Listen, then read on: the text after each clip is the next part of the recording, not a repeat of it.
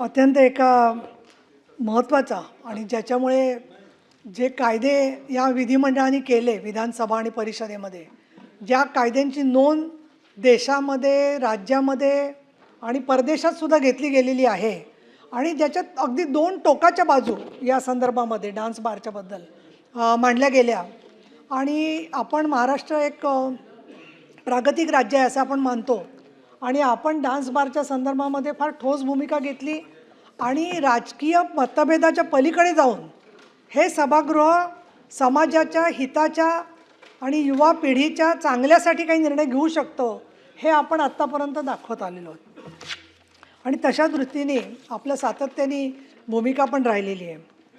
विशेष म्हणजे 2005-06च्या सुमाराला जेव्हा सभागृहात हे मांडलं गेलं त्यावेळेलाही मी सदस्य होते, समर्थन केलं होतं आणि त्याच्यानंतर डान्स बारची संख्या काही प्रमाणात कमी झाली हे नक्कीच आहे. विशेषतः आम्हाला तर आधी चित्र जे दिसत होतं की ग्रामीण भागातून येणाऱ्या मुली या सांगायच्या की आम्हाला सिस्टर म्हणून काम चालेल, पण खरं तर डान्स बारमध्ये मी सिलेक्ट झालेली आहे, तिथे मिळाली तर मी तिथे जाणार आहे. इतकं मोठ्या प्रमाणामध्ये ग्रामीण मुलींच्यामध्ये, महिलांच्यामध्ये याचं प्रमाण वाढत चाललेलं होतं. आता आपण हा जो नवीन मुद्दा केलेला आहे की ऑर्केस्ट्राचा सुद्धा त्याच्यात समावेश करायचा, ते मी स्वागत करते. आणि माझी अशी तर काही समजूत नव्हती की 100% डान्स बार कमी झालेले आहेत म्हणून, कारण सातत्याने मध्ये मध्ये कुठले डान्स बार चालू आहे आणि त्याचे छापे टाकले याच्या बातम्यासुद्धा सातत्याने येत होत्या.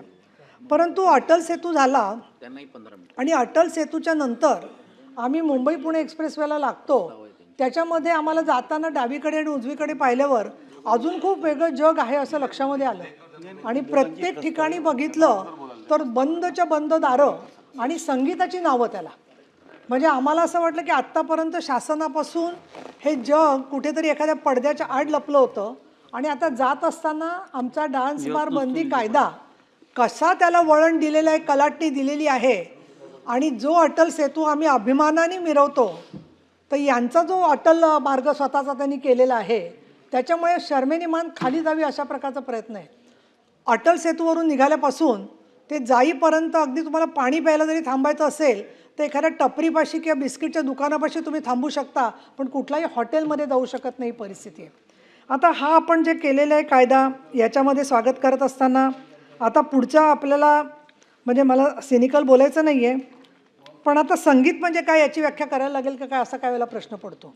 कारण ज्यावेळेला आम्ही सांस्कृतिक कार्यक्रम करतो त्याला भावगीतं म्हणणारे लोक, सुधीर फडक्यांचं गीत रामायण म्हणणारे लोक यांनासुद्धा हॉटेल्स त्रास देऊन असं सांगतात की इथे संगीत असेल तर तुम्हाला म्हणता येणार नाही आणि याचं कारण आम्हाला त्रास होतो असं सांगितलेलं आहे मोठमोठ्या हॉटेल्समध्ये. आणि त्याचबरोबर संगीताच्या बरोबर आपण म्हटलं की वैयक्तिक किंवा गटामध्ये केले जाणारे सादरीकरण एक चांगलं म्हटलेलं आहे तुम्ही, ध्वनिमुद्रित मुद्रण साधनांचा वापर. कारण हल्ली कराओके वगैरे सर्व संगीत रेडीच असतं, गाणारे फक्त 1 किंवा 2 लोक असतात. मला खरा प्रश्न असा वाटतो की या निमित्ताने हा कायदा तर आपण मंजूर करूच या, पण त्याचबरोबर आपण एक असेसमेंट करण्याची गरज आहे की खरंच किती डान्स बार गुप्त पद्धतीने किंवा खाजगी पद्धतीने मधून चालू आहेत याचा आपण शोध घेणं फार गरजेचं याच्यासाठी आहे. की 3 गोष्टी मला दिसतात की महिला वेट्रेस म्हणून काम केलेलं दाखवलं जातात, पण प्रत्यक्षात गिराईकाला पैसे घेऊन खुश करणं त्या क्षणी हे देखील घडणाऱ्या अनेक गोष्टी आहेत. महिला वेट्रेस संघटनेने याच्या विरुद्ध म्हटलेलं आहे की आमच्या पोटावरती बंदी आणू नका. दुसरा अगदी महत्त्वाचा मुद्दा म्हणजे बारमध्ये किंवा या संगीताच्या नावाने ज्या मुली येतात तर त्या अल्पवयीन मुलींचं प्रमाण फार पूर्वी होतं, पण आतासुद्धा अल्पवयीन मुली कुठून येतात ह्याचा आपण शोध काढलो तर बुधवार पेठ पुण्याचा जो भाग आहे, म्हणजे आता त्या सगळेच जण त्याच्यात तोच व्यवसाय करणारे तसं नाही आहे, पण तिथे सगळ्या या मुली भाजी निवडायला जसं आणतात तसं या 16-17 वर्षाच्या मुली डान्स बारच्या अगोदर त्या सगळ्या रेड लाईट एरियामध्ये पोचलेल्या असतात. मग त्याच्यातल्या ज्या चांगल्या असतील दिसायला त्या मुलींना बारपर्यंत जाण्याचा रस्ता सहज होतो. आणि म्हणून ज्या मुली त्याच्यात फसवून आलेल्या आहेत किंवा गैरमार्गाने आणलेल्या आहेत किंवा विशेषतः त्यांना भाषा येत नाही अशा त्या भाषातल्या मुली, मग त्या नेपाळी असतील, दाक्षिणात्य असतील, आणि आपल्या मुली ज्या आहेत महाराष्ट्रातल्या त्या आजसुद्धा हैदराबाद आणि दिल्लीच्या रेड लाईट एरियामध्ये आहेत.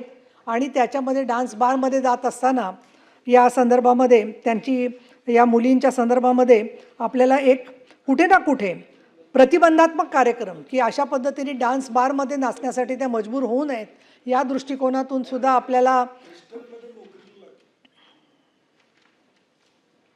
मी शेजारी जाऊन का बसत नाही त्यांच्या, जो गप्पा वगैरे मारून दे हळूच, काय हरकत नाही त्याच्यात. तर त्याच्यामुळे ह्या सगळ्या मुद्द्यांवरती सुद्धा विचार आवश्यक आहे.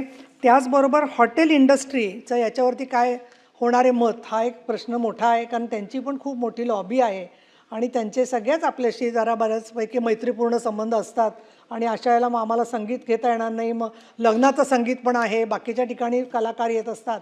तर या दृष्टिकोनातून आपल्याला पोलिसांच्या बरोबर खूप आवश्यक असं आहे की ज्यांना सांस्कृतिकरित्या फरक कळतोय याच्यातला, असे काही व्यक्ती म्हणा, असे काही एक्सपर्ट्स म्हणा, हे जोडले जाणं फार गरजेचं आहे. कारण आपण जबाबदारी कोणावर सोपवतो, एका पोलीस स्टेशनच्या इन्स्पेक्टरवरती. त्याला कशाला संगीत म्हणायचं, कशाला नृत्य, संगीतात नृत्यमध्येच आणलं जातं, नृत्यामध्ये संगीत आणलं जातं आणि याबद्दलच्या पळवाटा सातत्याने काढल्या जातात. आपली खरं तर आधीची तरतूद अशी होती की अमुक 1 फूट अंतर असलं पाहिजे त्यांच्यामध्ये आणि याच्यात गाण्याच्यामध्ये, कारण प्रत्यक्षामध्ये त्या डान्स करताना मिसळतात सर्व ठिकाणी जाऊन.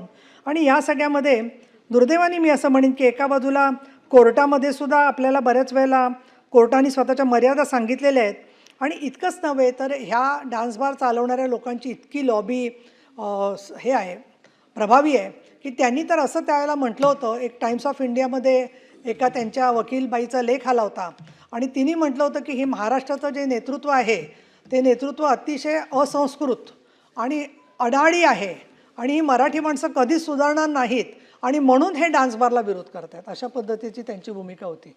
त्यानंतर ज्यांनी त्याचं समर्थन केलं त्यांना जेलमध्येही जायला लागलं. या सगळ्या घटना समोर असताना आपल्याला काटेकोरपणे याची अंमलबजावणी कशी करायची या संदर्भामध्ये लक्ष द्यावं लागणार आहे. मी इथे त्याचं स्वागत करते. दुसरी माझी कळकळीने विनंती आहे, खरंच आपल्या विधान परिषदेत अशी कधी वेळ येत नाही, पण बरेच जण डान्स बारवर बोलताना फार रंगून जातात. सभापती महोदय खूप रंगून जातात, म्हणजे कशाचं वर्णन करतायत, काय करतायत, अगदी उकळ्या फुटत असतात त्या डान्स बारवरती चर्चा करत असताना. तर ते डान्स बार थांबवण्यासाठीचं बिल आहे, याची कृपा करून आपण आठवण ठेवावी, अशी माझी एक स्त्रियांच्या अधिकारात काम करणारी कार्यकर्ती म्हणून तुम्हाला विनंती आहे.